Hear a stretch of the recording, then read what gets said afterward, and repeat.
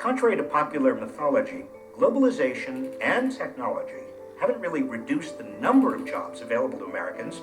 These transformations have reduced their pay.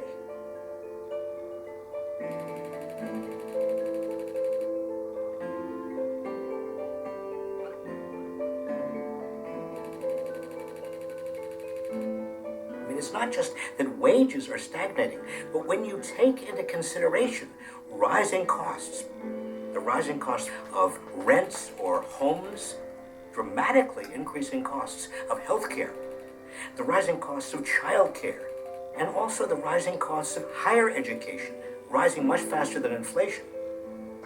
Take all of these into consideration, and you find that it's much worse than just stagnating wages.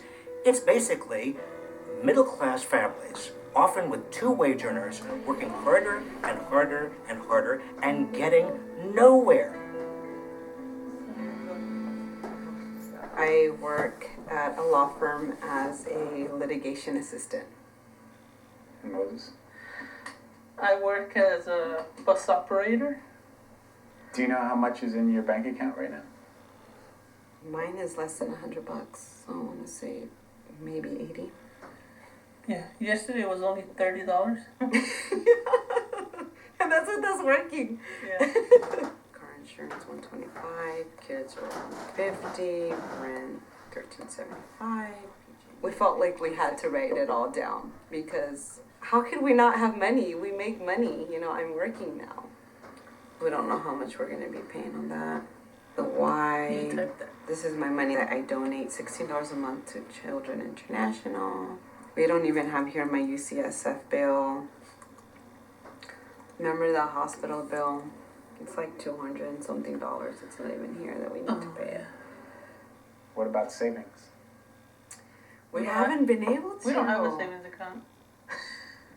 I took it off because It wasn't working. Oh, you brought your ball. Did you guys play baseball? She's been playing with you. When she was born, we had no money.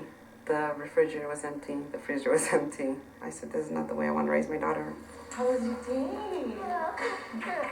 I've seen single mothers work 3 jobs just to be able to pay rent.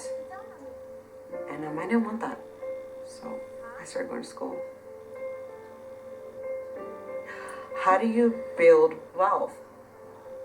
Not that I want to be wealthy. How do you do it? How the heck do you build wealth? Like, when you don't have anything, when you don't have any assets, when you don't have nothing. This is going to be Mommy's office. Look. This is going to be my office. It's not my office yet, but it's going to be my office really soon. People, I think, would be less concerned about inequality of income and wealth if everybody had a chance to make it. As long as there's upward mobility, as long as anybody with enough guts and gumption and hard work can make it in America, can move up the income ladder, then we don't have a problem. But as income inequality rises, upward mobility is actually less than it was before. Come on, you want to see the rest? In the United States, 42% of kids born into poverty will not get out. Compare that to Denmark, where only 25% of kids born into poverty stay there. Even Great Britain, a country that still has an aristocracy, has more upward mobility than we do. People occasionally say to me, okay, Reich, if you think it can be done better, what nation does it better? Whom should we emulate? And the answer is the United States.